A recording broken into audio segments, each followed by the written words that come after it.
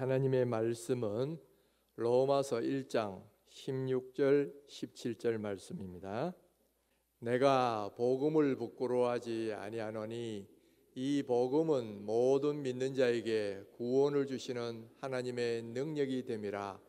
먼저는 유대인에게요 그리고 헬라인에게로다. 복음에는 하나님의 의가 나타나서 믿음으로 믿음에 이르게 하나니 기록된 바 오직 의인은 믿음으로 말미암아 살리라 함과 같으니라. 아멘. 세계 여러 나라를 여행해 보면요, 정말 사람들을 움직이는 종교의 힘이 얼마나 큰가 하는 것을 실감할 수가 있어요. 미국에 가보면 주일날만 되면 많은 사람들이 교회당을 갑니다. 중동에 가면 마치 미사일처럼 생긴 삐죽삐죽한 이슬람 사원이 곳곳에 세워져 있고요, 또 새벽이 되면 새벽기도 시간을 알리는 그런 방송 음성이 쭉 울려나오는 걸 들어요. 또 동남아에 가면 또 절들이 많이 있고 또 거기에 사람들이 많이 참배하는 것도 볼 수 있고요. 또 일본에 가면 신사라는 것이 있어가지고 매년 연초가 되면 거의 많은 일본 국민들이 거기 가서 1년의 복을 비는 것을 볼 수가 있어요. 이런 제도적인 종교가 아니라 하더라도 일반적으로 사람들의 마음에는 어떤 종교심을 가지고 무언가를 복을 비는 그런 경향이 있습니다. 그래서 산에서 일하는 신만이들이나 이런 사람들은 하루 일과를 시작할 때 오늘도 신 받다 할 수 있도록 해달라고 기도하고 이제 하루를 시작하지요. 또 바닷가에 고기 잡는 사람들은 오늘 안전하게 고기 많이 잡을 수 있도록 해달라고 그런 마음으로 기도하고 또 그렇게 고기를 잡습니다. 또 이렇게 공사 시작할 때도 보면 아무 사고 없도록 해달라 그러면서 돼지 닭을 해놓고 고사 지내고 시작하는 경우도 있고요. 또 중국에 가보면 이 가게들마다 조그만 이런 신상들을 갖다 놓고 오늘도 사업 잘 돼서 돈 많이 벌게 해주세요 하고 기도하는 것을 볼 수가 있어요. 이처럼 모든 사람들은 이 종교심을 갖고 있고 그러다 보니까 수많은 종교들이 이 땅에 있는데, 그러나 종교학자들이 보기에는 이 수많은 종교들도 크게 보면 고등종교와 하등종교로 구분을 해요. 고등종교라는 것은 그래도 문자 그대로 수준이 조금 높은 종교다 이렇게 말을 하고요, 하등종교라는 것은 조금 수준이 낮다 그런 의미겠죠. 그러면 무슨 기준을 가지고 고등종교와 하등종교를 구분하느냐 하면 여러 가지 기준들이 있지만 가장 중요한 것을 들으려 그러면 자기 부인이 있느냐, 자기를 부정하는 그런 것이 있느냐라는 것으로 구분을 해요. 예를 들면 무속신앙이나 기복신앙들, 예를 들면 1년에 가서 복을 빌고 이런 신앙들을 보면 내가 어떻게 올바로 살아야 될 건가, 참된 진리가 뭔가 이런 건 별로 관심 없습니다. 그냥 돈 많이 벌고 복 받고 병 낫고 잘 살면 좋겠다 이런 희망을 담아서 표현을 해요. 그러다 보니까 여러분 돈 벌고 병 고치고 하는 것들은 일시적인 거잖아요. 잠시 있다 없어지는 거예요. 그것을 행복이라고 생각하고 그것을 추구하는 종교들은 자기 부정이라는 게 없어. 그러니까 이런 종교들은 하등 종교다 그렇게 말을 하고요. 반대로 고등 종교라고 할 때는 이 어떤 일시적인 행복을 행복이라고 보지 않습니다. 좀 영원한 것들 이런 걸 추구하고요, 그런 행복을 찾다 보니까 그런 행복들은 자기 부정을 통해서 얻어진다. 그래서 자기 부정을 강조해요. 예를 들면 불교 같은 경우도 인간의 이 생로병사의 이 번뇌와 고뇌를 어떻게 하면 벗어날 것인가, 그래서 그것을 추구하는 데서부터 이 불교가 시작된 겁니다. 이 불교의 창시자인 석가모니는 원래 왕궁에서 왕자로 자라났는데 이렇게 왕궁에 나서 보니까 어떤 늙은 농부가 막 힘들게 농사 짓는 걸 보거든요. 그러면서 인간의 생로병사의 이 고뇌가 어디서 온 것인가 이런 고민이 생기기 시작하고 어떻게 하면 이런 생로병사의 고뇌에서부터 벗어날 수 있을까, 이거를 추구하기 시작해요. 그래서 29살에 출가를 하고 35살에서 드디어 보르스 밑에서 깨달음을 얻었다 그렇게 말을 합니다. 그러면서 그들은 뭐냐면은 이런 참선이나 이런 수도를 통해서 어떤 인간의 생로병사의 번뇌로부터, 아집으로부터 벗어나는 그런 것을 이룰 수 있다. 그래서 그런 가르침을 설파하기 시작해서 오늘날 불교가 되었지요. 그런데 인간의 생사화복을 어떻게 하면 생로병사를 어떻게 하면 극복할 수 있느냐, 어떻게 하면 인간의 진정한 행복과 진리를 찾을 수 있느냐, 이런 질문은 우리 기독교에서도 비슷하게 합니다. 그런데 그 원인 진단과 그 해법에 대해서는 전혀 다른 거예요. 여러분, 인간이 삶을 보면 다 병들고 아프고 또 가난해서 고통받고 또 사람들 사이에 분쟁과 다툼이 있어서 고통을 받고 또 그러면 궁극적으로는 죽음이 오잖아요. 그러면 이런 생로병사의 원인이 뭐냐 했을 때 성경은 그 모든 것의 원인을 죄의 문제라고 이야기를 해요. 그러니까 하나님이 처음 인간을 만드셨을 때는 하나님 안에서 행복히 살도록 그렇게 만드셨어요. 만약에 인간이 죄를 안 짓고 그냥 살았더라면 한동안도 행복했었고 또 앞으로도 계속 행복했을 텐데, 문제는 인간이 하나님 없이 내 마음대로 한번 살아보고 싶은 거예요. 그래서 내 마음대로 살려고 하다 보니까 하나님의 명령을 어기고 죄를 짓게 됐단 말이에요. 그래서 인간이 죄를 짓는 그 순간부터 인간에게서는 바로 불행이 들어오기 시작하는 거죠. 바로 거기서부터 생로병사가 시작되는 겁니다. 가난이 오고요, 또 질병이 오고요, 인간의 다툼과 싸움이 오고요, 그리고 궁극적으로는 죽음이 왔다는 거예요. 이 모든 인간의 불행의 궁극적 원인은 뭐냐면 하나님을 떠나서 내 마음대로 죄를 지었기 때문에 이런 죽음과 불행이 왔다는 거예요. 그러면 어떻게 하면 이 죽음과 불행을 벗어나서 다시 영원한 생명과 행복을 찾을 수 있느냐 했을 때도, 여러분, 우리 기독교는 그렇게 말하죠. 바로 다시 하나님께 돌아가는 거다. 하나님을 떠나서 내 마음대로 살기 때문에 이런 문제가 생겼다면 다시 예수를 믿고 하나님께로 돌아간다는 거죠. 바로 불교나 다른 대부분의 종교들은 인간의 노력을 통해서 이런 어떤 좋은 상태를 얻는다고, 행복을 얻는다고 생각을 해요. 그래서 참선을 하든 혹은 고행을 하든 또는 어떤 선행을 하든 그런 노력을 많이 합니다. 그러나 성경은 그런 인간의 노력으로는 구원받을 수 없다는 거예요. 인간으로부터 나오는 것으로는 내 힘으로는 안 돼요. 그런데 하나님으로부터 구원이 올 수 있기 때문에, 그래서 우리는 하나님을 믿어야 된다, 그렇게 말을 하지요. 여러분, 바로 이 인간의 죄의 문제를 어떻게 해결할 수 있고 어떻게 하면 다시 어렵게 되고 다시 한번 영생의 축복을 얻을 수 있느냐, 바로 이 문제를 집중적으로 다루고 있는 성경이 있는데, 그 성경이 바로 로마서라는 성경이에요. 그리고 그 중에서도 오늘 우리가 읽었던 16절과 17절 말씀은 전체 로마서를 압축해 놓은 로마서의 주제와 같은 그런 말씀이다 하는 거예요. 그러면 어떻게 하면 우리가 죄의 문제를 해결하고 어떻게 하면 우리가 더 나아가서 진정한 영생의 기쁨과 바로 행복을 찾을 수 있느냐? 오늘 본문 16절에서는 이렇게 말씀을 합니다. 내가 복음을 부끄러워하지 않으니 이 복음은 모든 믿는 자에게 구원을 주시는 하나님의 능력이 됨이라. 먼저는 유대인에게요, 그리고 헬라인에게로다. 자, 여기 보면 복음이란 말이 나와요.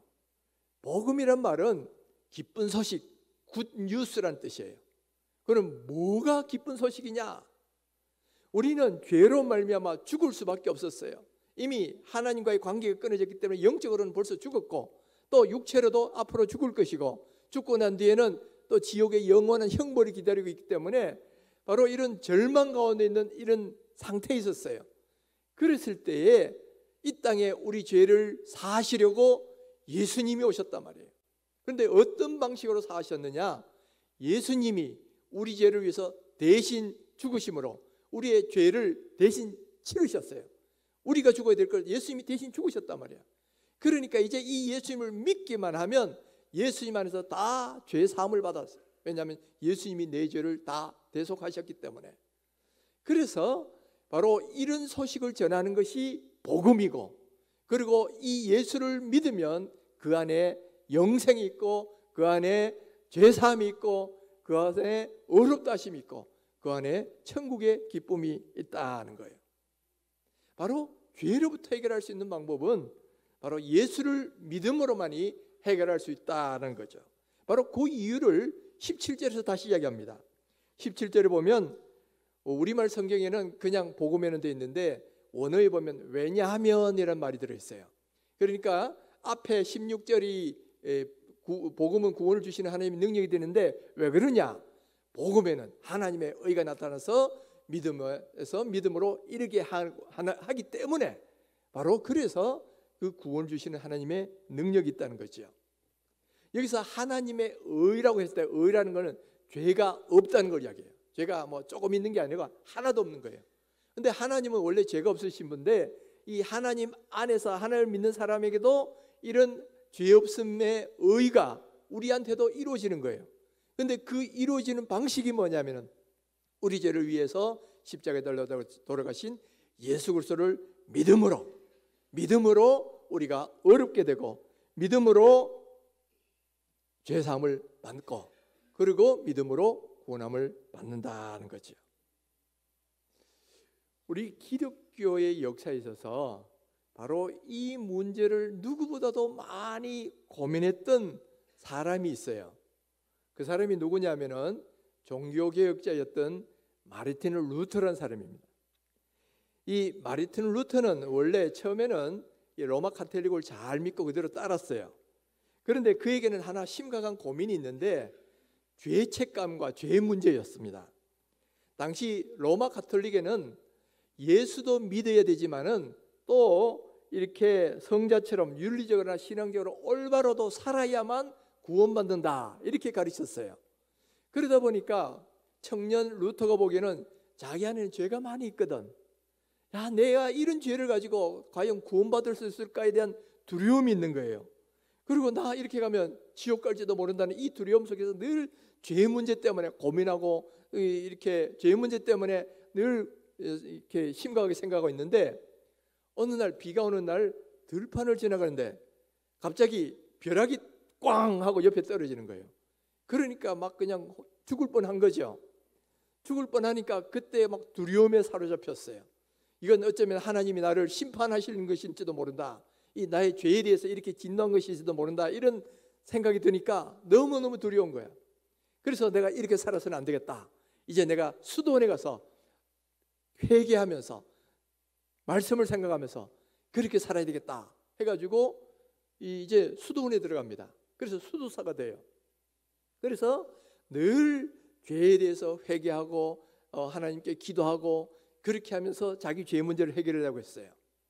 그런데 그렇게 죄를 회개하고 기도하려고 해도 완전히 죄책감으로도 벗어날 수가 없는 거예요. 그러니까 죄가 생각나거나 지을 때마다 그때마다 자기 담당 신부를 찾아가서 고해성사를 합니다. 어떤 때는 하루에도 몇 번씩 찾아가요. 조금 전에도 또 이런 죄가 생각났어요. 조금 전에도 이런 죄를 지었어요 하고 또 고해성사를 합니다. 그러니까 하도 찾아오니까 담당 신부가 참 괴롭잖아요. 그래서 루터야, 제발 매 그때마다 오지 말고 한꺼번에 모아서 오너라, 뭐 그런 이야기까지 했다는 그런 일화도 있어요.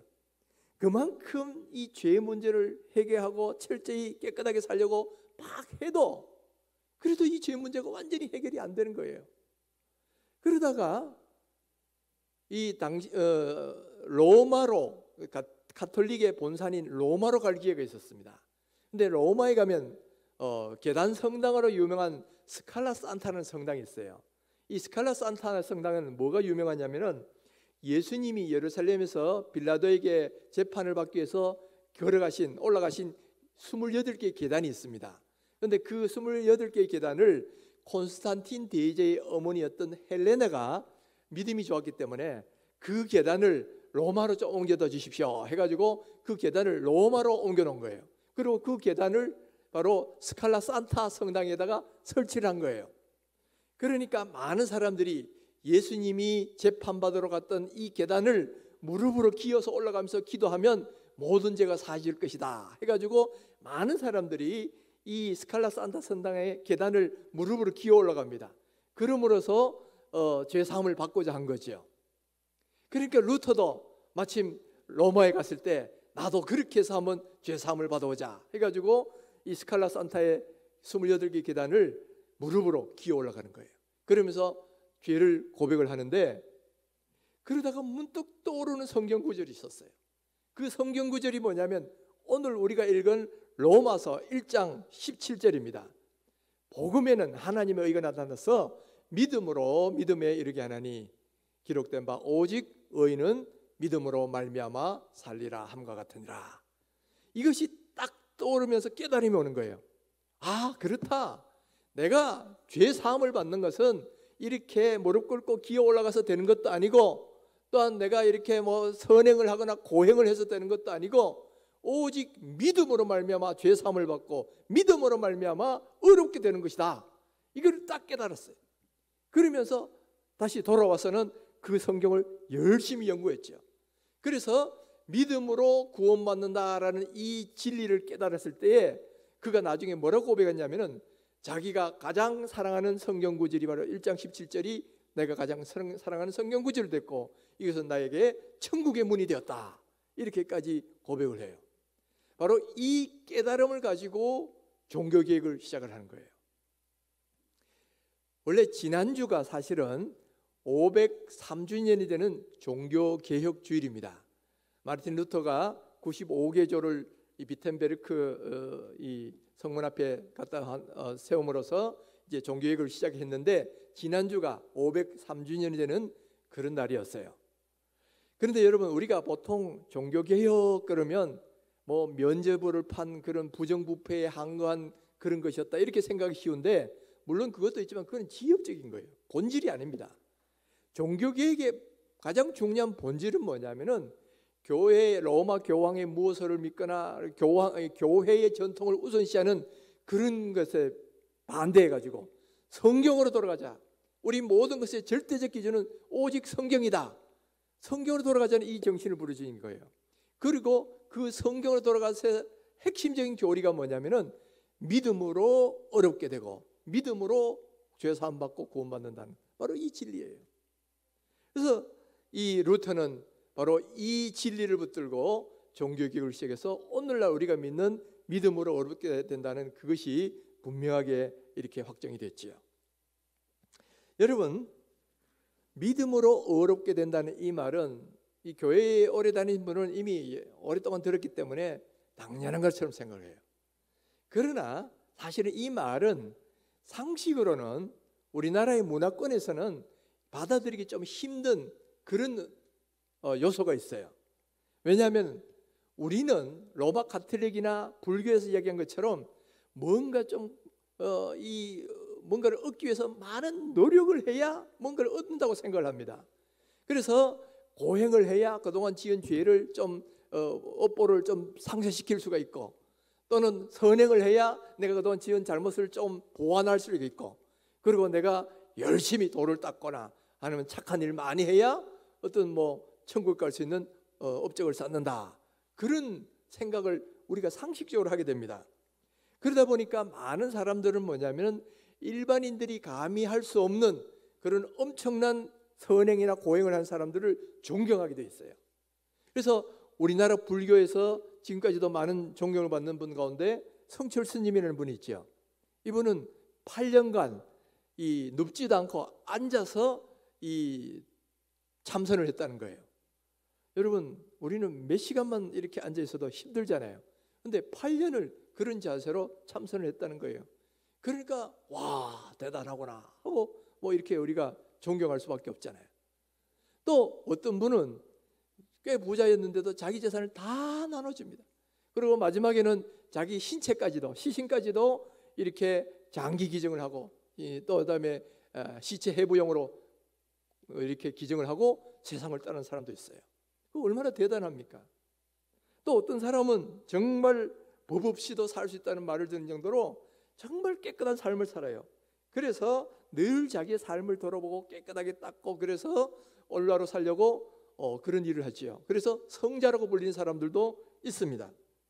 근데 우리는 상식적으로 이런 사람들이 좀 더 하나님에 가깝고 이런 사람들이 조금 더 구원을 받을 수 있을 것, 보통 사람들보다는 더 나은 위치에 있을 것이다 라고 생각하는 것이 우리의 상식이다 말이에요.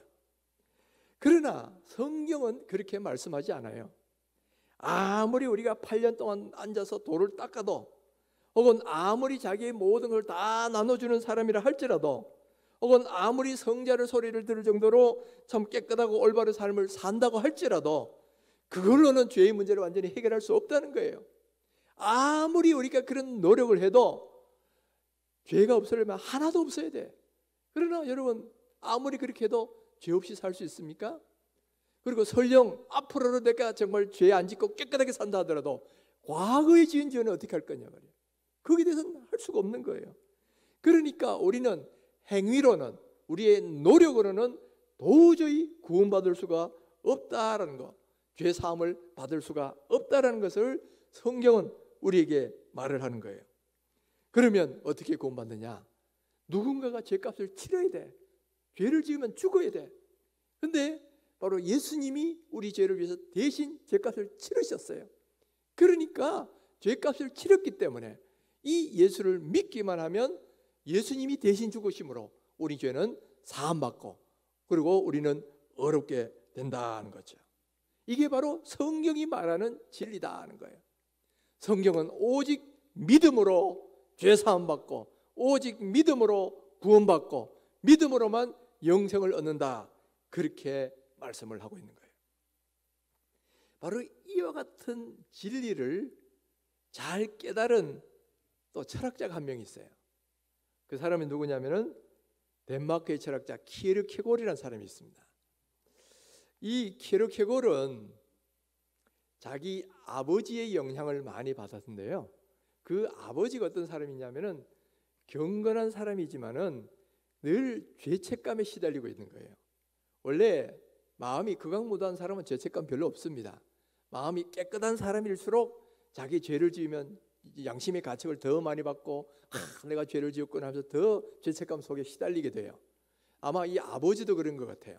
이 아버지가 일생 동안 괴롭힌 두 가지가 있는데, 첫 번째 죄는 그가 젊을 때 양치기 생활을 하면서 너무 가난하고 힘드니까 하나님을 원망한 적이 있어요. 그러니까 자기가 하나님을 원망했구나라는 이 죄책감이 일생을 그를 짓눌렀어요. 또 하나는 뭐냐면은 그의 첫 번째 부인이 죽고 두 번째 재혼을 하게 되는데, 재혼을 하는 과정이 그렇게 올바른 매끄러운 과정이 아니에요. 바로 자기 하녀였던 그 여자하고 어떻게 부정한 관계를 맺어가지고 그래서 아기를 갖게 되고 그래서 재혼해서 이제 살게 된 거죠. 근데 그 두 번째 부인이 낳은 7명인가 자녀들이 있는 중에 하나가 바로 키에르케고르인 거예요. 근데 이 아버지 입장에서 보면 자기가 이렇게 옳지 못한 방법으로 이렇게 재혼하게 됐다는 이 사실이 이게 또 죄책감이 된 거예요. 그래서 일생을 이 두 가지 문제 때문에 죄책감에 시달렸어요. 그러니까 자기 아들 보고는 너 예수 잘 믿고 살아라, 그렇게 이야기를 했다는 거죠. 그런데 이 키에르케고르는 바로 어릴 때부터 그런 아버지의 모습을 보면서 이 고민을 하는 거예요. 사람은 어떻게 하면 이 죄 문제로부터 자유로울 수 있을까? 어떻게 하면 우리 아버지가 고통하는 저런 죄 문제로부터 해결을 받고 깨끗하게 죄 사함을 받고 살 수 있을 것인가? 이게 이 키에르케고르의 고민이에요. 그래서 연구해서 만들어낸 철학이 그의 실존 철학이라는 겁니다. 근데 이 키에르케고르의 철학에 따르면 인간에게는 세 가지 단계가 있다, 그렇게 말을 합니다. 첫 번째 단계가 미적 단계인데 이때는 자기가 원하는 대로 내 마음대로 사는 단계예요. 그래서 서양에서 제일 유명한 바람둥이가 누구냐면 돈후앙이라는 사람이 있죠. 돈후앙, 돈조바니, 돈환, 여러 가지 이름으로도 이야기되는 그 바람둥이 있는데, 이 돈후안처럼 자유롭게 살자, 내 마음대로 살자 그러면서 온갖 쾌락을 즐기고 막 사는 이런 생활의 단계를 일컬어서 바로 미적 단계라고 하는 거예요. 그런데 이런 단계가 되면 사람이 제일 내 마음대로 하니까 자유로운 것 같지만은 사실은 아니라는 거예요.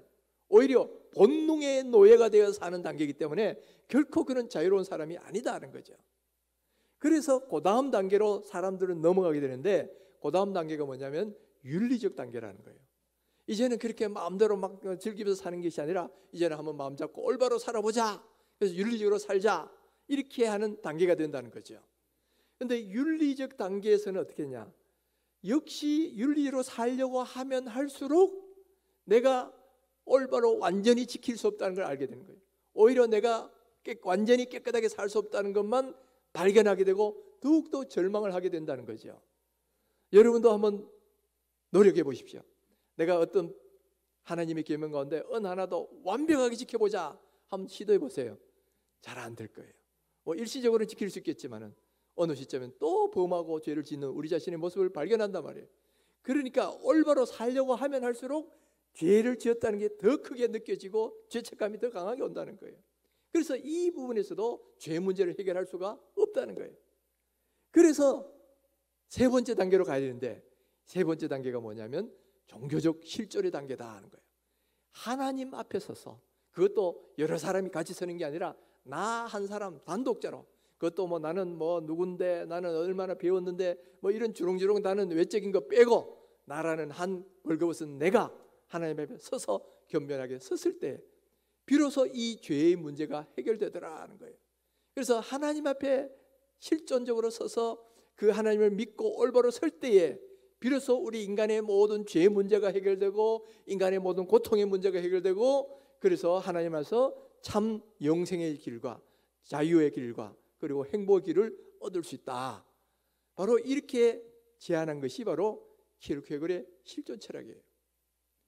여러분, 루터가 깨달은 것하고 키르케고르이 깨달은 것하고는 어떤 중요한 공통점이 있죠.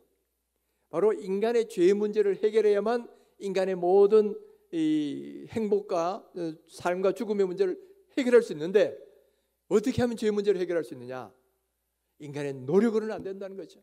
올바로 살려고 열심히 노력해도 안 돼. 그러면 뭐로 해결할 수 있느냐면 오직 예수 그리스도를 믿음으로만 해결할 수 있다는 거예요. 죄값을 치르기 전에는 죄를 없이 할 수 없어요. 그런데 예수님이 대신 죄값을 치르셨기 때문에 그 예수를 믿으면 우리는 죄사함을 받고 구원함을 받고 영생을 얻게 된다는 거죠. 그러니까 여러분, 오직 믿음만이 해법인 줄 믿으시기 바랍니다. 내가 구원받기 위해서, 죄사함 얻기 위해서 내가 어떤 노력을 해도 이건 다 실패예요. 예를 들어 내가 지금 과거의 죄를 씻으려고 막 엄청난 고행을 합니다. 이 인도에 가면 지금도 송판 위에서 막 그 송판에 이 바늘을 쑥쑥 쏟은 바늘 그 송판 위에 누워 자는 사람도 있어요. 또 온 혓바늘과 여기다 얼굴에다가 침을 막 꽂아놓고 그렇게 고통스럽게 사는 사람도 있어요. 그러나 그렇게 고행한다고 죄가 없어지는 게 아니다는 거예요. 또 어떤 사람은 이렇게 앉아가지고 수도를 몇 년이 나고 그런다고 죄의 문제가 해결되는 것도 아니에요. 그리고 죄의 고통을 뭔가 잊어버리자 그런다고 없어지는 것도 아니란 말이에요. 오직 예수님을 믿음으로만 죄가 사함받을 수 있고, 또 죄가 사함받아야 영생을 얻고 의롭게 될 수 있고 하나님 나라 백성이 될 수 있다는 거예요. 여러분, 이걸 믿으시기 바랍니다. 바로 이 구원의 진리를 말하는 것이 로마서의 핵심이고, 이것이 오늘날 우리 믿는 기독교의 진리의 가장 중요한 핵심이다 하는 거예요. 그러나 한편으로 생각하면 이게 얼마나 큰 은혜인지, 얼마나 큰 감사인지도 몰라요. 여러분 한번 생각해 보십시오. 만약 8년 동안 이렇게 앉아서 돌을 닦아야만 죄사함 받고 구원받을 수 있다면 우리 가운데 누가 과연 그렇게 할 수 있겠어요? 또 우리 모든 걸 다 나눠주고 완전히 그냥 무소유로 살아야 된다고 한다면, 그래야 구원받는다면 누가 과연 구원받을 수 있겠어요? 또 정말 성인군자처럼 그렇게 완벽해야만 구원받을 수 있다 그러면 여러분 누가 구원받을 수 있겠냐 말이에요. 아무도 구원받을 수 없어요. 인간의 노력으로는 아무도 안 돼. 인간이 할 수 없지만은, 그러나 누가 할 수 있다? 사람은 할 수 없지만은 하나님은 할 수 있는 거예요. 하나님 편에서 구원의 받절을 주시는데 그분이 바로 예수 그리스도예요. 그분이 바로 오셔서 우리 죄를 위해서 대신 돌아가셨어요. 그래서 이 예수님을 믿기만 하면 우리는 죄사함 받고 또 어렵다함을 받고 영생의 축복을 누릴 수 있게 된다는 거예요. 오늘 이 믿음을 꼭 가지시기를 바랍니다.